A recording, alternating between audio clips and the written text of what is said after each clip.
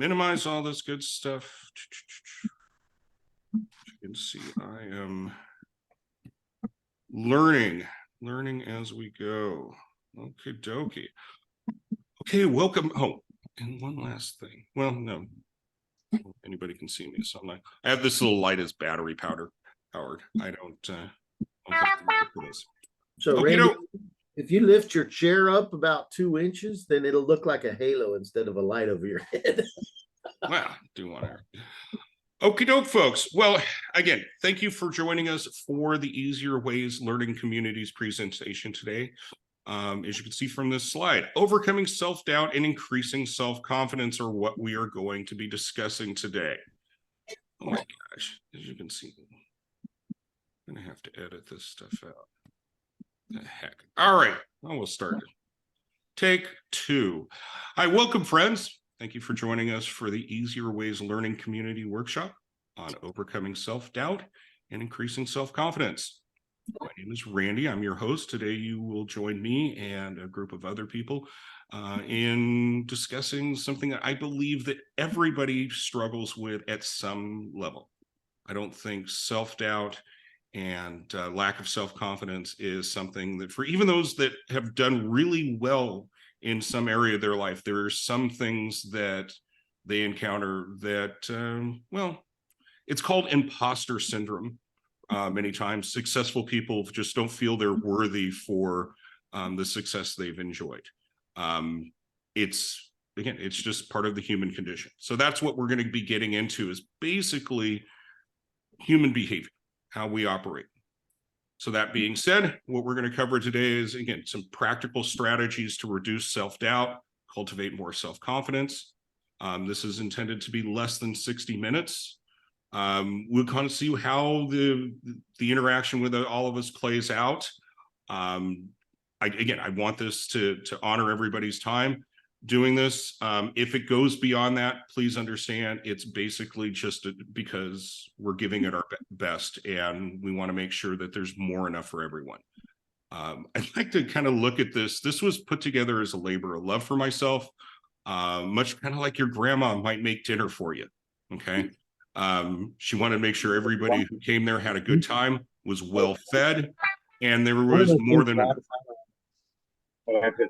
So yeah, if you could mute yourself just for a moment, and then when we get into the discussion.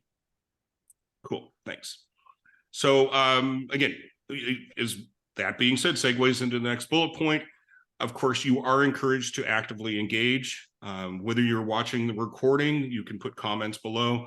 Of course, these people that are here involved will be helping making this presentation better than I could have done alone. Okay. And last but not least, you get, just like anything in life, you will get what you put into this. If you're actively engaged, if you're paying attention to this, you will get a lot more out of this than if you're not. Okay. So if you could place your full attention here for the next 60 minutes. So why am I doing this? Why am I giving this away free? Well, fortunately, I was shown that there's a way of going through life called paying it forward. Now, myself, certainly the person you're talking to here, this is a relatively new version of Randy. Most of my life, I was angry. I doubted myself and no self-confidence, but that didn't mean that I didn't try.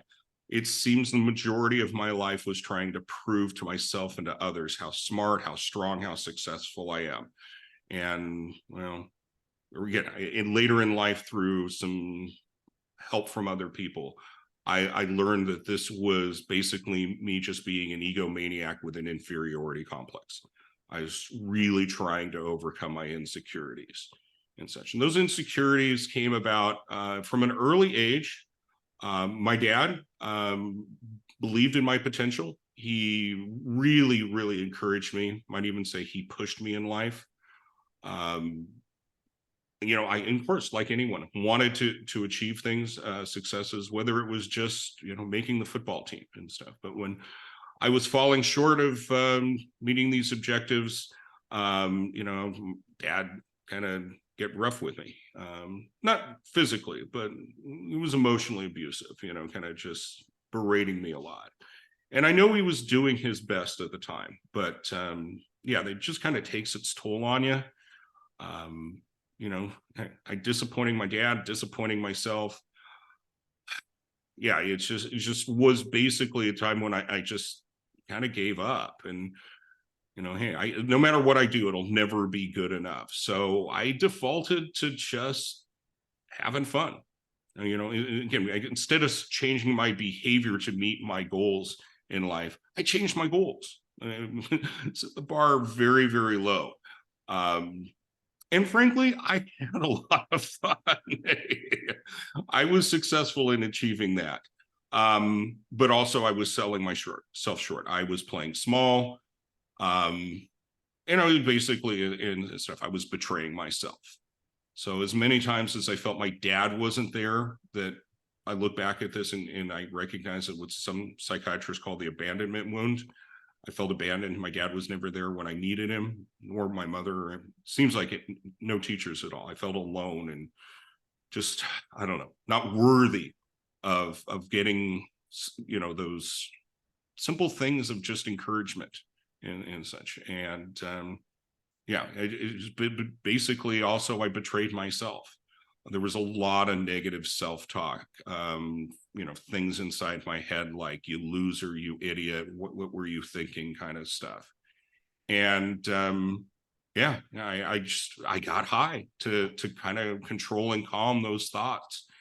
And again, it worked. Kind of went hand in glove with the having fun thing. It worked well until it didn't. But I didn't know anything better and such. So even though the effectiveness was decreasing, basically, you know, I wasn't conscious and stuff. I just kept on lowering my goals and stuff, my standards and stuff. And yeah, frankly, and I was high a lot. I really wasn't self-aware and stuff. Lots and lots of denial, lots of justification, lots of blaming other people for my problems. When things went wrong, it was someone else's fault. When things went right, yes, I took full credit for it. But yeah, eventually again, long story short, at 43, I was so miserable because I had been blacking out every night for about 3 years. Hard to have an accurate timeline when you're blacking out every night. But eventually, because I had a couple friends who had gone to AA and had long-term sobriety, I concluded if it worked for them, then this probably will work for me as well. And I went to meetings, basically didn't really commit to it and stuff. I thought I was smarter than everybody. And guess what? I relapsed. And well, yeah, anyway, eventually I finally realized that they weren't full of shit. Well, and maybe another way to say is I realized that I was full of shit, that I really truly could not control my drinking, that my life had become unmanageable because of this rationalization, this justification, this blaming of others. Most of all, though, really taking all my energy and attention to prove to myself and to my wife that I got a control on this drinking. Again, this was very, very important to me, and it was very, very much out of control. So that led me to what I'm going to be sharing to you. Again, this is basically the hinge point in my life. I bring this up. Fortunately, there were men in my life, or that just kind of came into my life, that could recognize my potential when I couldn't see any of my potential at all. You know, they said simple things, Randy and stuff. It's like, you know, hey, if you can't love yourself, will you let God love you? Which I kind of gritted my teeth and I said, that's not too big of a request to ask. And they said, good. Can you let God love you through this fellowship?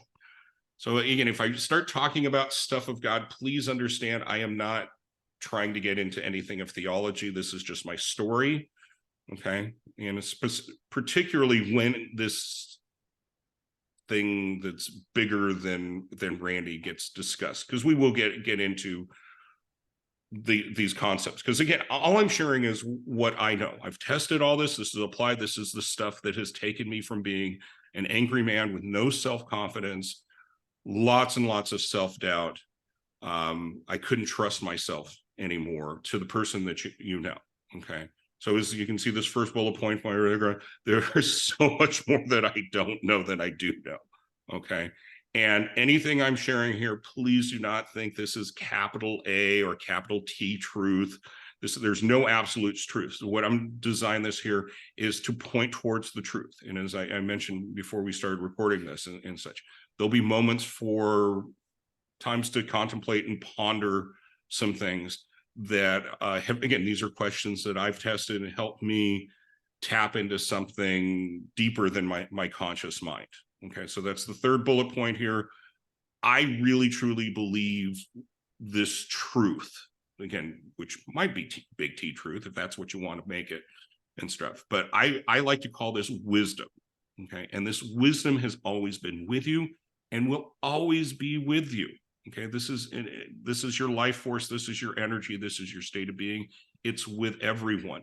The challenge is we have this busy, noisy mind, this excessive thinking. Okay, for myself, I was always trying to figure things out because I was a know-it-all. Okay, but that also I can recognize that provided security and safety for myself, knowing that yeah, I got it all figured out. I can't get any worse and out of control if I know how this thing works, which there's enough truth that it perpetuated from decades.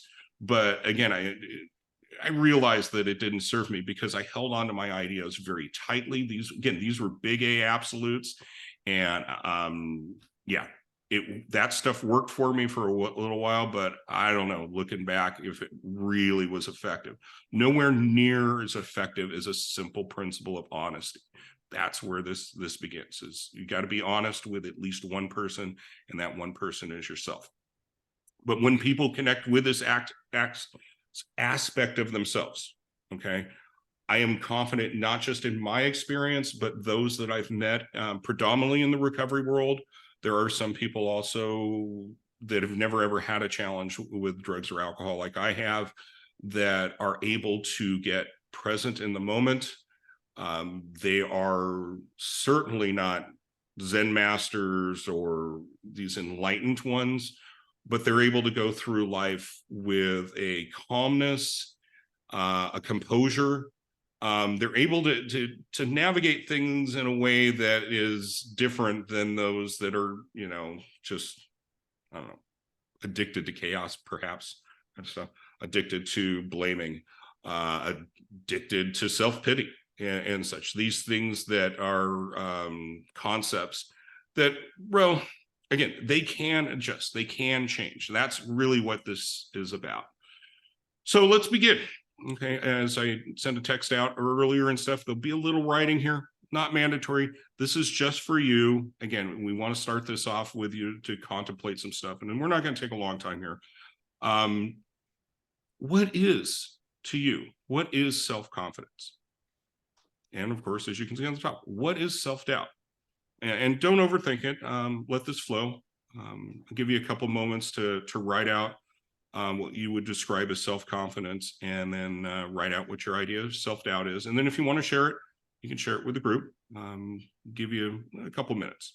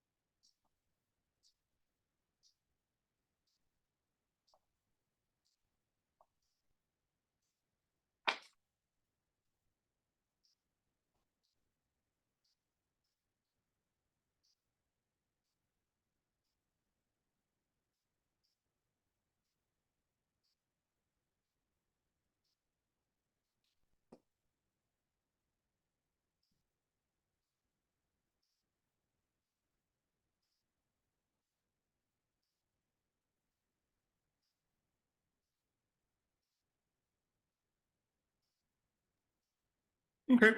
Yeah. So again, this wasn't meant to be a difficult exercise. And no one has to share anything that they don't care to. But is there anyone who wants to share their definitions of self-confidence and self-doubt? I could go ahead. Please I'm do. kind of a breastbones kind of person. I don't know if you want us to do our videos or not, but for me, I just kind of equate it to where self-confidence is loving yourself unconditionally, and self-doubt is questioning the worth of your self-love and putting conditions. Very good. I like that. Did she repeat that? Self-confidence is loving yourself unconditionally. Yeah. And self-doubt is questioning the worth of your self-love and putting conditions.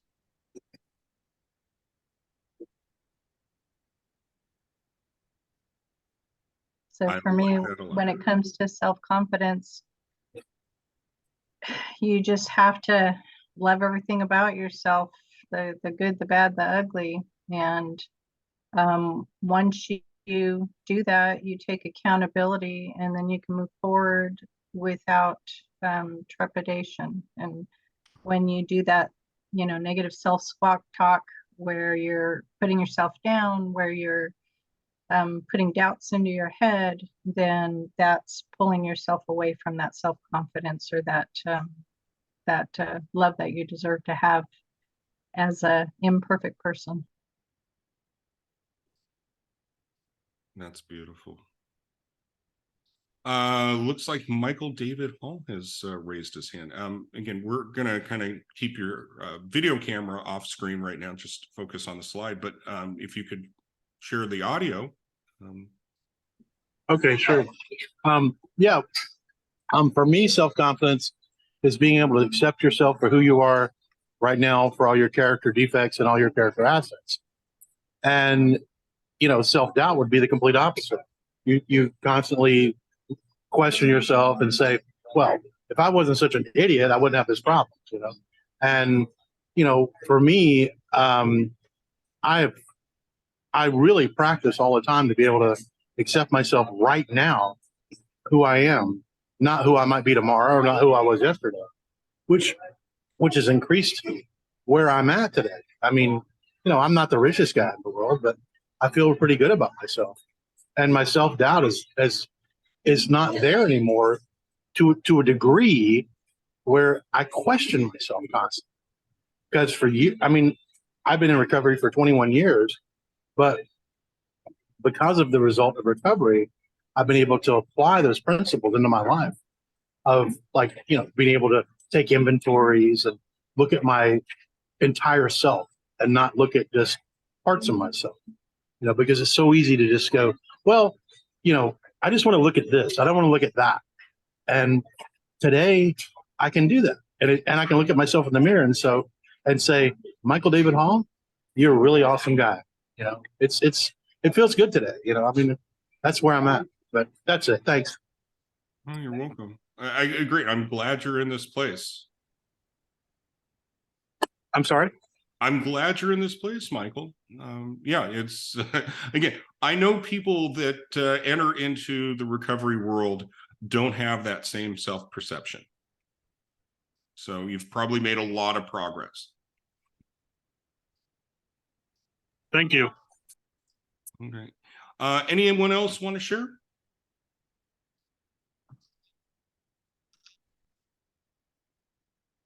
Okie doke. Let's move on. So next slide. Okay, so just for your consideration, again, none of this is meant to be absolutes. This is just things that came to mind for me and my exercise of what was flowing through my mind. But again, the dictionary says self-confident, it's it's in yourself, in one's powers and abilities. It's an idea or a collection of ideas about your ability to do something.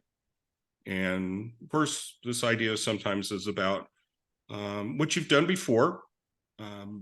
Therefore, hey, you've made conclusions about these things. These memories are the basis of your self-confidence. And so I guess another way to say it is, hey, if I can, I don't know, if I can sit in this chair and this chair doesn't collapse under me, I have confidence it's going to support me. Same kind of thing. I have confidence in all kinds of things that I've done many times before. Okay. And obviously, where self-doubt comes in is in new things that I've never done before. But, I can, hey, as I mentioned about going into recovery, when I saw people that were my peers that were able to do something that, I'd never done before, I had confidence. It wasn't a strong confidence, but hey, if you can do this, there's no reason why I can't do this as well. But my point is, these are all thoughts. They're all, confidence is really just ideas. And I can see that we have some people that want to contribute and share. Please understand that I just, for the sake of keeping this in the time frame, if you could save those questions for a little bit later, there'll be an opportunity in their future. Okay. So again, we want to talk a little bit about raising self-confidence and such, but hey, self-doubt is what is impeding that. Okay. And the reason for this, as I said, is social conditioning. Okay. And it is the subheading nature versus nurture. There are some people that, just seem to have been born, I don't know, insecure. They were very fearful and such. But I believe also conditions in the family, in their peers, and so just life is just basically kind of put gas on that fire. Okay. And it's, certainly confidence can be the other side of that same coin. But, really the challenge here, again, as Diana was talking about unconditional self-love, that's really, I'm so glad that she shared it. So it isn't just something that came out of my head. That is really kind of the gist in my concept of confidence, is having this understanding that there is a part of me that's a thought behind the thought. Okay. And letting go of those ideas that once served me. Some of those, again, those fears kept me safe. But also there's a point, as I said, I felt some self-hatred with myself because I had abandoned myself. I'd let myself down. I really was playing small, and there was a part of me that knew I could do a little bit more than just the very minimum to get by. Okay. So until I, became aware of this, okay, until I could detangle from all these concepts and these ideas and the feelings that were intertwined with them and such, it was real easy to feel ashamed about this hurtful behavior because I thought that was who I was. Okay. But again, these are really, truly, all these past thoughts are in my mind. They are just memories. Okay. And even though I might still be doing a lot of the behaviors that I've done in the past repeated, again, this was just conditioning. This is what I had learned by observing others. Okay. So part of the process here, which commonly referred to is healing from these past experiences, is self-forgiveness. And as I've got in these bullet points, which you can read here. And by the way, there will be a document I'll share afterwards with notes as well. That'll have all these bullet points. But yeah, the benefits of doing this work, making an effort towards getting past our doubts and into a level of higher confidence. You got less stress, less anxiety, less worry, self-esteem. Okay. When you let go of that self-condemnation, just as Michael said earlier, you feel good about yourself. It's no brag. It's just fact. Okay. You remember that you are resourceful, you are resilient, that you're able to bounce back from setbacks. Again, everybody has setbacks. Everybody has adversity in life. Okay. But not everybody gets weighed down by that negative self-talk of like, again, that frankly, again, I can speak for myself that, yeah, you idiot, you fool. Why did you even try? You could never, ever do this kind of stuff. No, that's not necessarily the case. In fact, the things like long-term sobriety, it's through perseverance and persistence and such. It's having an objective understanding of what did and what didn't work. Again, self-assessment. Okay. And again, that moves us forward to whatever our goal may be. Okay. Now, the other component here, as also was mentioned earlier by Diana, is self-acceptance. Because again, we all make mistakes. Okay. But we all are worthy of living a life that is not in the bondage of self-hatred and self-doubt. And again, words I use for shame. Shame is such a powerful world. Nobody likes to ever talk about this stuff because it hurts. It's like twisting a knife anytime we consider the things that we're ashamed of. But we need to remember that, again, first of all, are thoughts. Okay, we have an idealized version of ourselves in our heads. Okay, an idealized version of ourselves of how we should have been, and we didn't hit the mark. Okay, there is a gap between how we behaved and what this idealized version of ourselves is. Okay, this concept. Okay, but there is an innate ability to ourselves. Just because you are human does not mean you deserve everything you want, but we are worthy of certain things.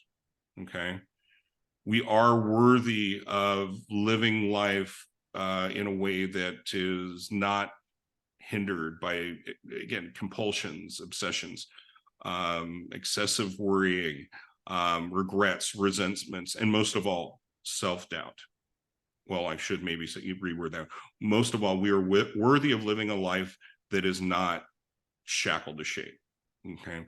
And as these things diminish, again, we're humans. Those things can come into our thoughts and such, but all in all, as that diminishes, self-acceptance can lead us to be much more thoughtful, rational decision-making people. Again, you're not driven by those fears. You are drawn to what you want to accomplish in life. Your imagination, your creation is much more active, and you can manifest what's within you. And all in all, that, again, it's an enhanced well-being. Okay. Self-acceptance contributes to an overall sense of well-being, allows you to live in the present moment, free from the burden of self-criticism, much more positive, much more optimistic, much happier with life. Okay, so that being said, yeah, okay, let's consider the definitions of self-doubt. The dictionary, yeah, says it's a lack of confidence in the reliability of one's own motives, personality, thought. But again, it's an idea. It is a concept. Okay. Really, truly, what you are doubting are your thoughts. Okay. You are not doubting yourself. You're doubting your thoughts about yourself. And again, you're thinking because you can't accomplish something. And there's feelings tied with every thought. There is an emotional charge to every idea. That's why we talk about positive thoughts. We talk about negative thoughts. Those emotions have an energy with them. Oh, well, again, all feelings are energy. There is an emotional energy that we all have, just as there's an intellectual energy, a thinking energy, a physical energy. The energy for our thoughts, okay, positive, negative, it is a cycle and such. But those ideas that are important to us, at least by my self-observation, I have noticed what is more important to me is also has more of an emotional charge attached to it. Okay. And I've also observed that any one of these things that I am contemplating, again, all thoughts, typically there must be a comparison. There must be some reference point, whether we're seeing something as good or bad, as, a liability or an asset. And so there must be a reference point. So again, I've come to this by comparison, but frankly, again, my comparison is incomplete. And a lot of times, frankly, speaking for myself, incorrect. I'm seeing it through a very small filter of my worldview and my self view. Okay. But really then from a much more, I don't know, from a much more objective, a less subjective, as I've been referring to, self-doubt arises from the interplay between our conscious mind Okay, preconscious and unconscious mind. Now, Sigmund Freud was the one who named this stuff, at least to the best of my knowledge. No one before Freud did this. I'm going to start getting into psychology as Freud talked about it. Okay. But yeah, your doubt is your ideas, concepts about yourself. The confidence or doubt is based upon a self-concept you have that is stored predominantly in the unconscious mind. Okay, this is deep. If you've ever seen the meme or the visual illustration of our mind being like an iceberg, okay, conscious mind is just the little part that pops out of the water that we're aware of and we can see, and like 85% of it is underneath the water. Okay. All right. This is where thoughts and feelings and self-concept reside, is in the unconscious mind. Okay. And you've collected these ideas over your lifetime. Okay. Especially during your early years, your developmental years. So when I've been talking about social conditioning, again, your parents, your peers, your family, brothers and sisters that all helped you, again, solidify any self-concepts you've had. Okay. And again, whether you can see yourself as strong and confident, successful, athletic, good looking, or the opposite of all these things and such, whatever you see yourself as, I've read approximately about by age 7, you've got a self-identity. Okay. And then whatever that is, you are constantly being observing and finding proof that this is the truth. Okay, this is called confirmation bias. Again, psychological stuff from Freud, others that have expanded upon this as well. But this is not my opinion. This is what psychology says. Okay, and again, I want to stress that there are emotions with every single thought. Okay. And that is really what gives the power, which hence again proves our subconscious, even though, and our unconscious, even though it's not at the forefront and we can cognitively be aware of it, we know this is working because of our feelings. Okay. So I want to, point out something that was shared with me that was quite an insight. So I had kind of compartmentalized the conscious mind, the preconscious mind, the subconscious. Also, it was what I commonly refer to it, but most of all, the unconscious mind kind of is different rooms in the same house. Okay.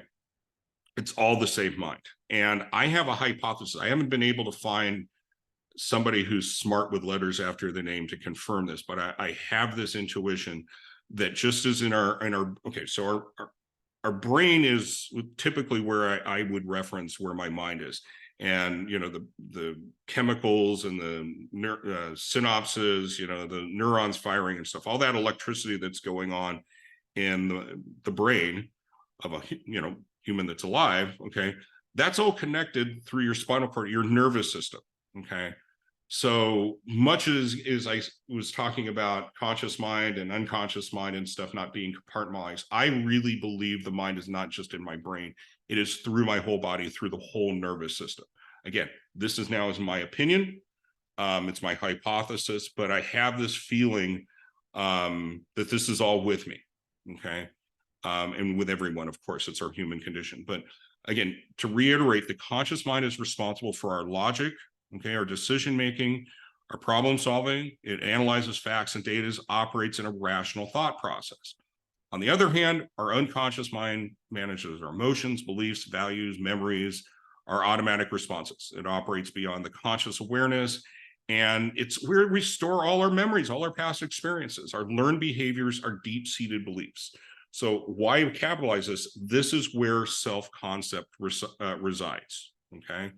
Now, speaking of smart guys like Freud in the psychology field, one of his students, Carl Jung, has a thing called, integration, bringing forth the unconscious to the conscious mind. And I like to think of that as kind of like opening an aperture, which again, it's all the same darn mind.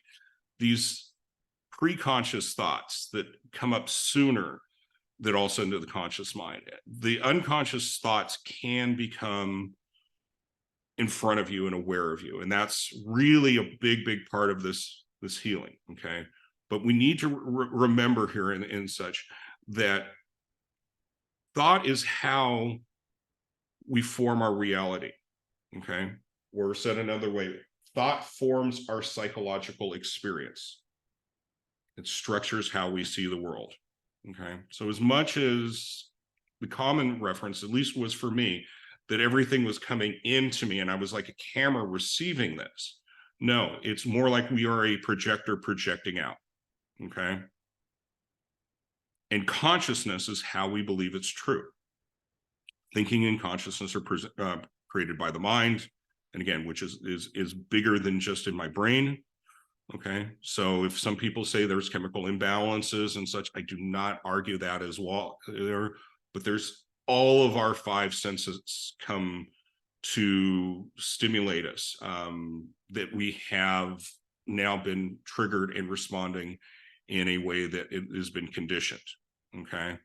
These feelings, they are probably more powerful than any of the cognitive thoughts, which again is where psychologists talk about the power of the unconscious mind.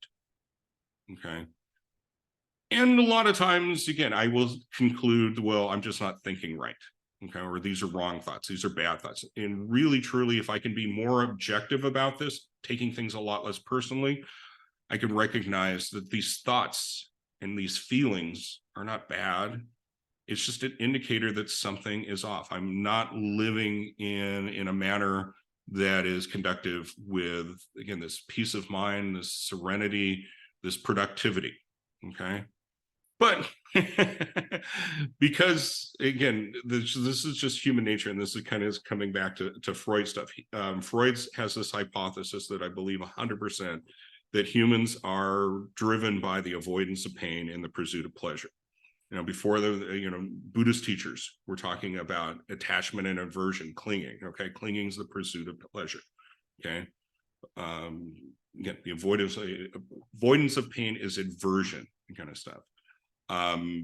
Basically, though, the challenge about this is, especially I can say about my addiction and stuff, my whole life was dedicated to this, and by avoiding some of the pain, I never went through life experiences that allowed me to mature, become more responsible and such.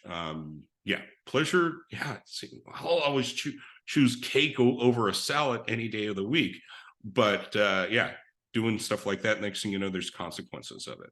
But I will rationalize when, again, I can justify, I can basically bullshit myself very, very well. I know the lies I will believe, or perhaps I should say my subconscious and unconscious mind knows how to keep going on, and it convinces the logical mind and stuff of the lies.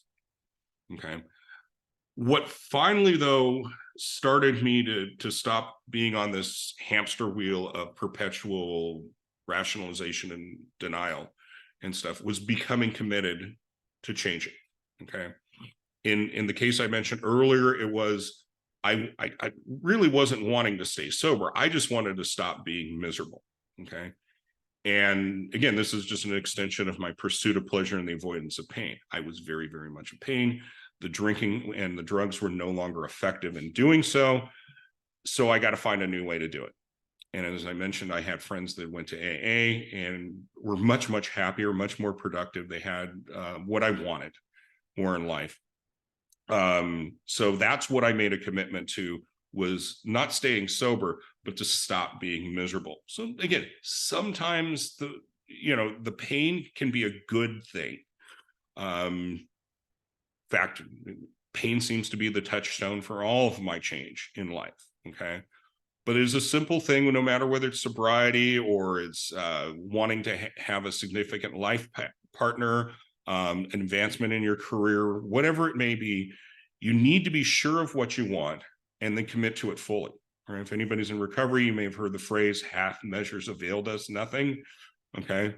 Yeah, you got to be all in with this. And we do our best. All in sometimes isn't necessarily the same all in as we can be later on in life, but remember, we're doing our best.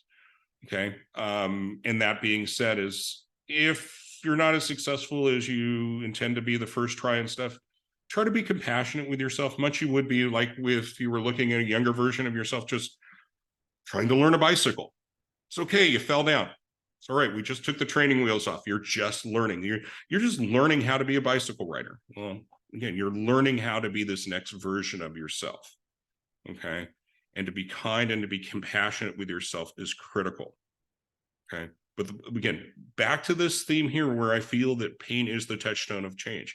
If you'd like less stress, okay, and more motivation, okay, if you'd like to end any procrastination of doing things that you've desired for a long, long time, and of course, the ability to accomplish that, okay, it's, again, it really, truly begins with honesty, okay, and then checking your motives, which, again, I'll have some prompts and such for you in the following up document and stuff, but asking myself things like in reference to sobriety and such, is this what a sober man would do? Is this is a man who has serenity? Would he be doing this right now? Back to the God word, okay? Where's God in all this? Okay, these were things that I would pause and check my motives and such. Is this coming from fear? Or is this coming from faith and believe it? And through those things, through those questions, I was able to recognize things that were in that unconscious part of my mind driving me.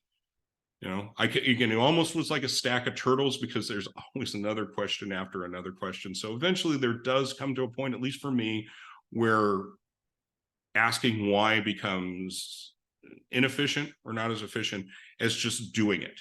Okay, so this is kind of the whole thing. You know, if you want to lose weight, okay, don't eat as much. Okay, don't eat the cake, Randy. Okay, get out and exercise. We all know what it takes to lose weight. Well, the same thing here with self-doubt and increasing self-confidence. Just do it. Okay. If you know, to quote my dad, son, you can read a book on how to swim, but until you get wet, you really don't know how to swim. That's just the truth. So missing the mark is not failure, because again, you're learning how to do something new. You're learning, again, using that metaphor of swimming and such. Some people I know dove right into the deep end and learned how to swim, but typically we learn in the shallow pool. So if we do make them air and stuff, we're not gonna die over it. Okay, we'll live another day. Okay, right? And just again, this as I mentioned, like checking our motives and such, trying to assess what worked and what didn't. Okay, because this is something I learned in business years ago. If you can't measure it, you can't manage it. Okay, now again, whatever you're trying to accomplish needs, you know, has its own unique criteria and such, but you'll need to take advantage of something like journaling and stuff, some keeping records. When I was new in sobriety and I'm journaling and such, one thing I was consistently doing was I was assigning a number between 1 and 10 on my serenity. Such, and I can look back and then I can see there was a lot of zeros, a lot of zeros and such. But I can also see, because of my persistence and my consistency of journaling every day, I could see that there became some 2s and some 3s. And well, eventually, you know, there were 7s and 8s and stuff going on there. So I could see, even though I didn't necessarily see it in my conscious mind that I was making progress and stuff, I still felt like this, I don't know, I had my doubts whether this was going to happen and stuff. But fortunately, again, there was people around me that were supporting me, encouraging me, reminding me that there was progress being made. One of the nice things in the recovery world is you can keep track of your days of abstinence. You know, abstinence and serenity are 2 different things, I can assure you, and such. And that's why it was important for me to have a way of metric. But again, if you go to meetings, you can see, yeah, you've got 30 days, you got 60 days, you got, again, 6 months, you got a year. You can measure your progress. Now, again, this is external stuff, and really, truly what we're getting at is internal stuff that is formless. You can't measure it.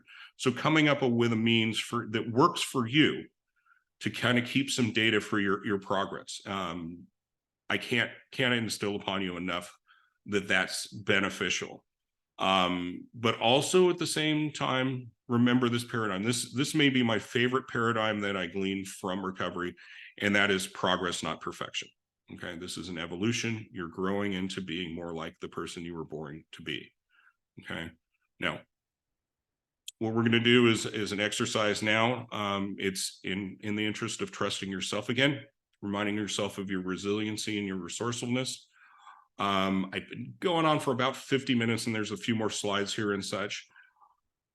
Oh gosh, honestly, right now, I'd like you to take this away. It'll be in the following document, but I think you can see here with the bullet points and such.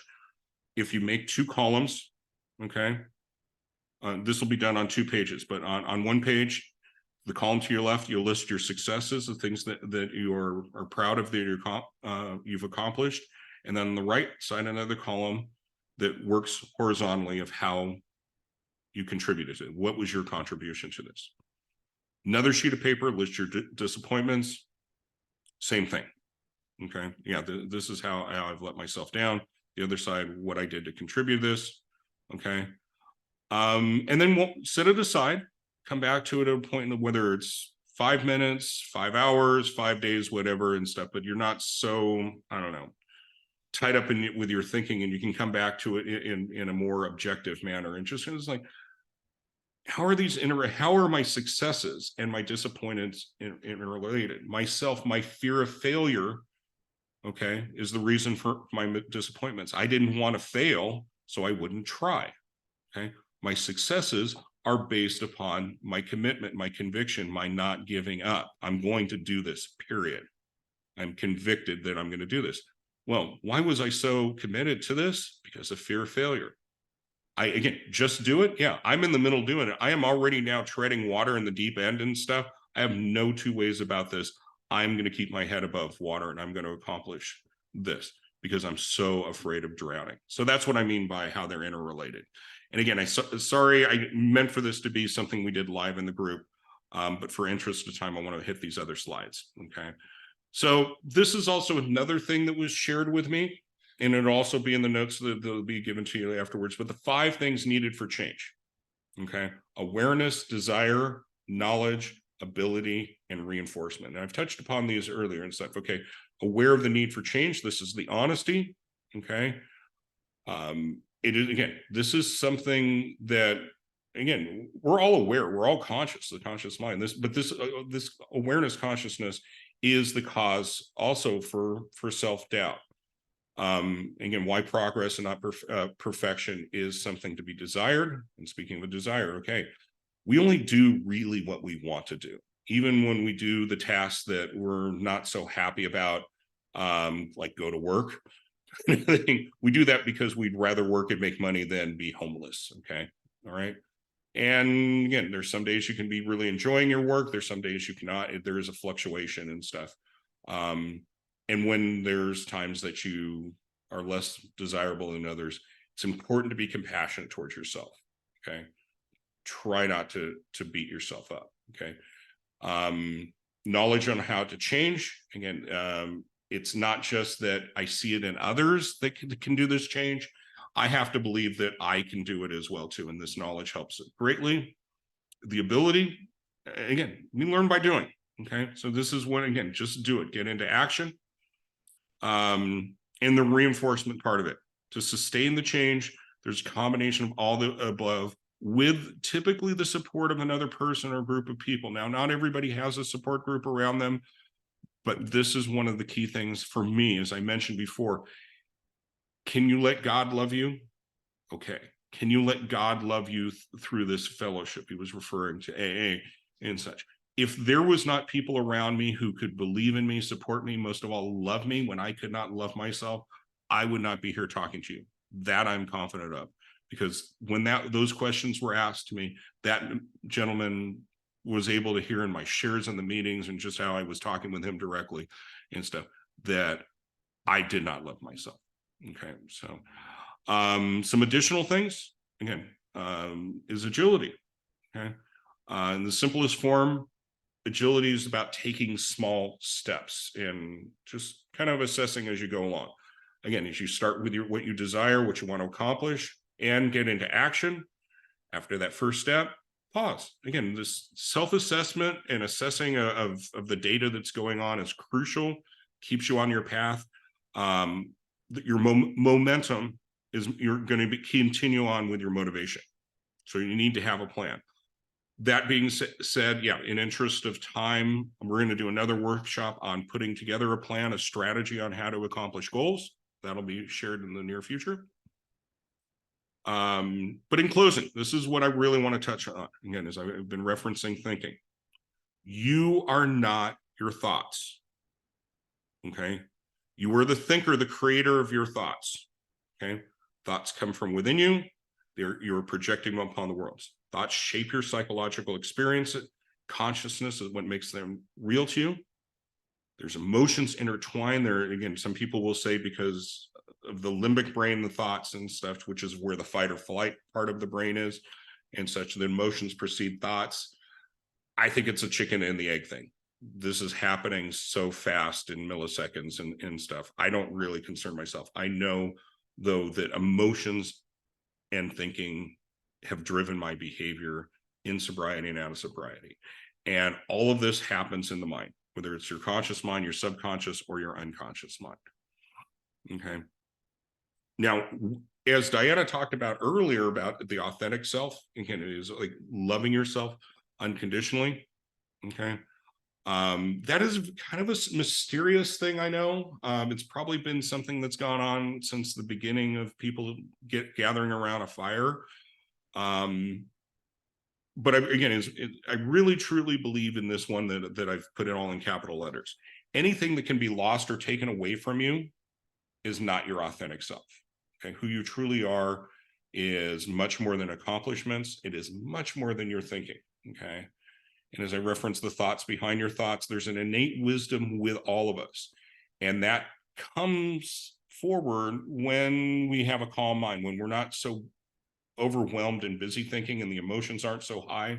This is very much proven in the whole, count to 10 and then speak.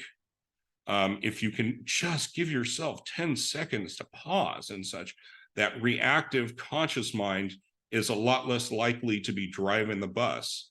The unconscious mind, and you can return to your intelligence. Okay. But somewhere between all this and such, all the synapses and all this energy and stuff, there's this thing that I'm calling wisdom. Okay. And it helps you navigate yourself. Some people I've heard reference this as the spirit, intuition, whatever you want to call it. It's your world, it's your concepts that you're moving forward. But again, there does sure seem to be a connection between us as humans and humans with all that there is. Okay, that there is something greater than, as I've been talking about wisdom and creativity and such. It's what I'm talking about is much, much bigger than what's in your body. And as I referenced before, when there was people that were able to see things I couldn't see myself, them pointing it out to me, I was able to hear what I could not hear in solitude.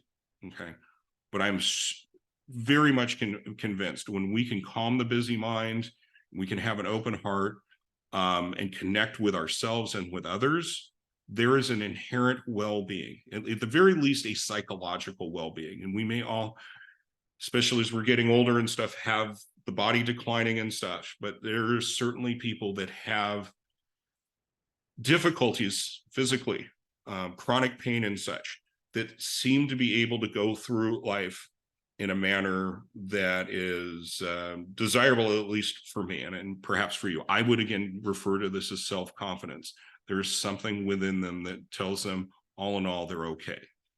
Okay. But again, this is my truth. I'm sharing this does not need to be anything that you have to adopt here. This is just what's worked for me. But really, truly, my self-confidence is changing my self-concept from a limited view based upon previous life experiences and my social conditioning into something that I would call a higher consciousness. And again, thoughts are how we form our psychological experience. Okay, consciousness is how we believe it's true. with higher consciousness, okay, and I've got a chart in next couple slides and such, but higher consciousness is going from a lifestyle that is fear-driven, that is angry and such, and is at a higher consciousness levels, you're able to get into this state of peace, okay? Now, the chart I'm going to share with you is from David Dawkins. This, though, is back to Carl Jung type of stuff of the collective unconscious. So again, we individually have an unconscious mind, but collectively there is an unconscious mind as well, okay? So, and it's shared by all human beings. There's archetypes, there's shared human experiences. If you haven't gotten into archetypes and experiences, there's libraries filled with this stuff. But it is primarily a psychological and philosophical concept. It is not a scientific one. Okay, I don't want anybody to think that this has been proven. On the other hand, there are still a lot of mysteries that science have not able to prove. The Big Bang, yeah, it started somewhere. There was a catalyst for this universe and such. So there had to be something that triggered the universe to be started. And there is that same energy, I'm supposing, that started it all, has been able to maintain this all for millions and millions of years, okay? Can't explain it. People that are brilliant can't explain it, but they're working on it. This, again, so I guess this is what I'm getting at, is this is a theory that's been helpful for me, but I really, truly believe the collective unconsciousness is much wiser than we are demonstrating as humanity on a whole, because we are much more fear-driven than tapping into this unconditional love, okay? So I'm going to touch on here again. Dr. David Hawkins came up with this. There is a methodology he came to these numbers and such. It's kinetic. He's measuring people. But right now, for this purposes, we're just going to use this for reference to kind of just make the point I had. But I want you also to remember, if you would say you're at a certain point on this level, it's been my observation personally and with others, we are dynamic. Okay, we will ascend, we will descend on the scale of emotions based upon our conscious level at the moment, okay? All right, but higher up the scale, the less influence of the unconditioned consciousness. So here's the chart I'm referring to. It's kind of small here. Again, I have it in the notes that'll be following here. But as you can see, at the bottom 0, dead, all right? No energy whatsoever, going from depressed, sadness, grief, loss, guilt and shame, feeling judged, self-doubt, fear, anxiety, resentment, frustration, and anger, okay? Everything in this red area here, okay? These are negatively charged events. These are the emotions that are intertwined with our thoughts that are driving our behavior. And as we start raising our consciousness level, okay, we can see as far as we're getting into the level of, well, you know, lacks interest in your what's going on currently. You're kind of bored and stuff, maybe, you know, not that too much into anything and stuff, but cheerful, enthusiastic. The gentleman who composed this, he has a program called the Bulletproof Entrepreneur and such. So his objective is getting his students to the point what he refers to as bulletproof. I've been referring to this again is our innate wellness. But as you can see in the definition here, I agree with this. Yeah, you know, there's an unshakable ability to command influences one environment at the highest level of power, strength, and courage. And we're untouchable, impervious to the mind, which again, he's referring to being in a state where those unconscious thoughts are no longer driving the bus. So again, here's the point. This, in my experience, overcoming self-doubt and increasing self-consciousness, okay, is connecting with a big M mind, okay? Deeper than your unconscious mind. There is, just like there's an aperture that connects the conscious, the pre-conscious, and the unconscious mind. You know, again, there is also an aperture of connecting with big M mind, okay? Our innate wisdom and wellness, okay? Right. So everything when I've been talking about, like with Freud and stuff, that's personal thinking. Okay. That's taking everything personally. That's just referencing our judgments on ourselves and in the world and other. Okay. but there is a creative intelligence. Again, this has created the universe. It maintains the universe. It has created you. It maintains you. Your unconscious things like your respiratory system, your digestive system, you don't need to think about, just as your unconscious mind controls that. There is something with you that I'm calling wisdom.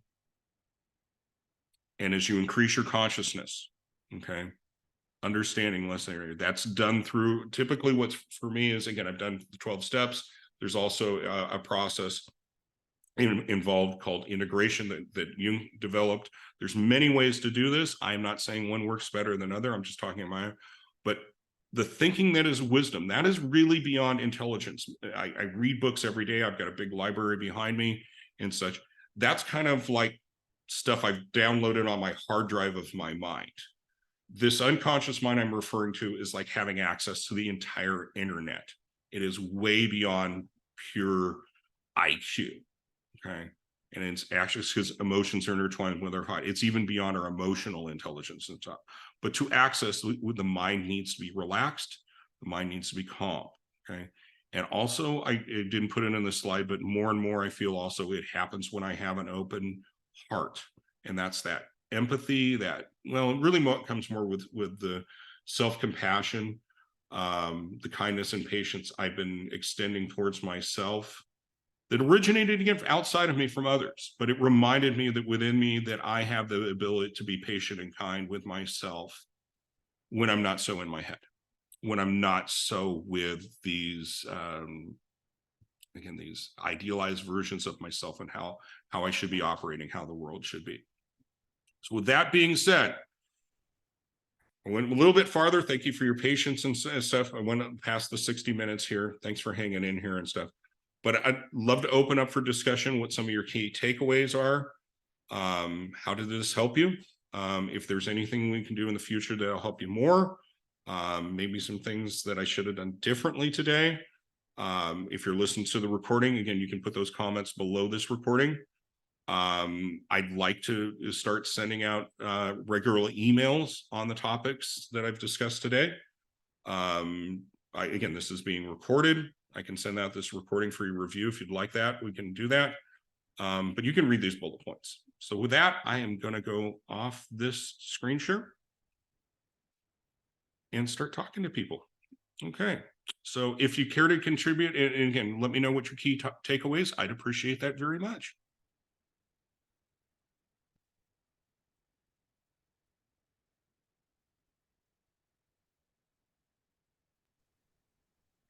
I think you did a really good job on breaking down what we need to kind of self-identify in our awareness of what we've been taught, and kind of decipher what we want to keep of what we've been taught.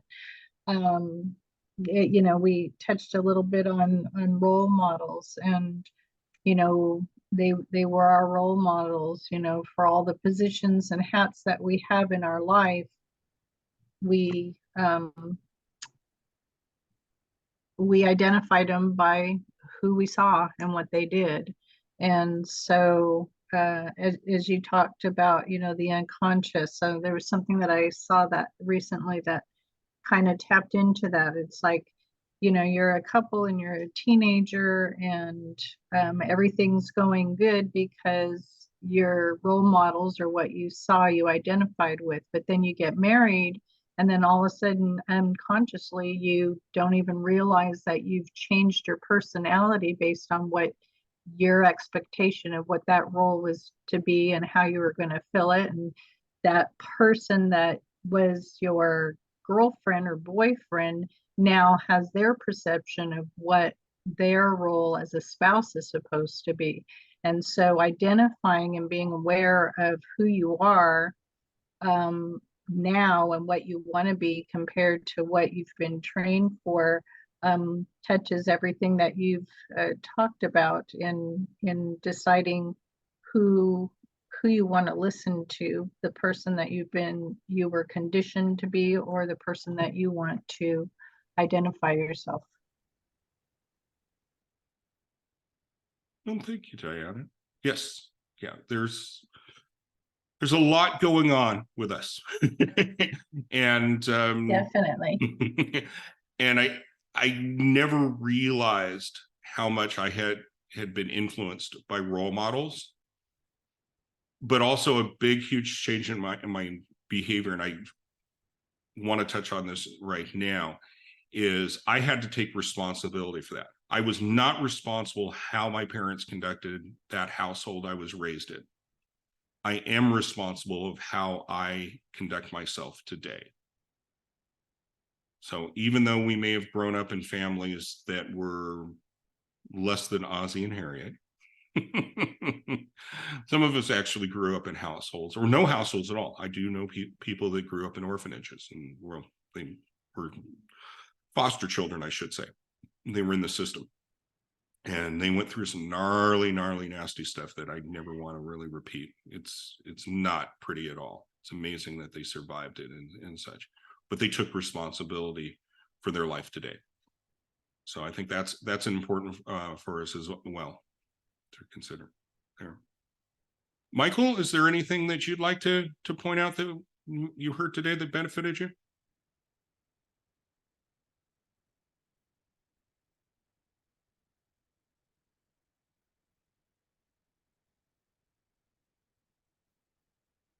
Okay, dope. Andy, is there anything that you would consider as a takeaway that you can benefit from?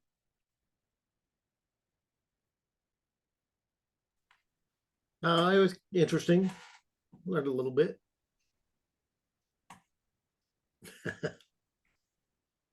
And again, you don't have to there, but this is my first try back to what I'm demonstrating is a guy who, again, just do it. I know this can be improved, and that's why I'm asking for feedback.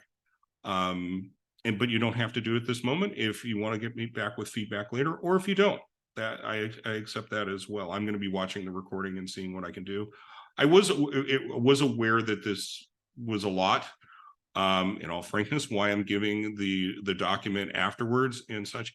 I trimmed a lot of slides.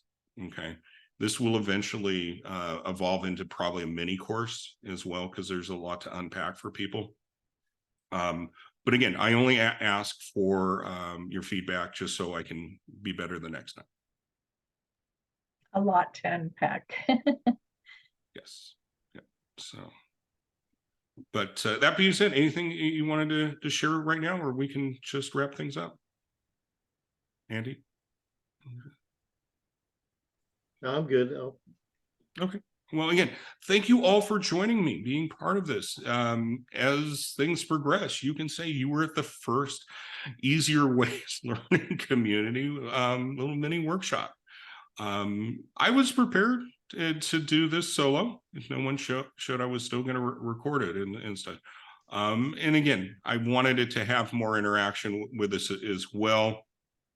Next time I'll be more intentional about it as well. But the little bit that you did share with your perspectives on here, I am positive it makes it better. I do not want this to be just Randy's thoughts. Okay. So thank you for joining me. I look forward to talking with you again, either on Facebook or in the next workshop. All righty. Have a nice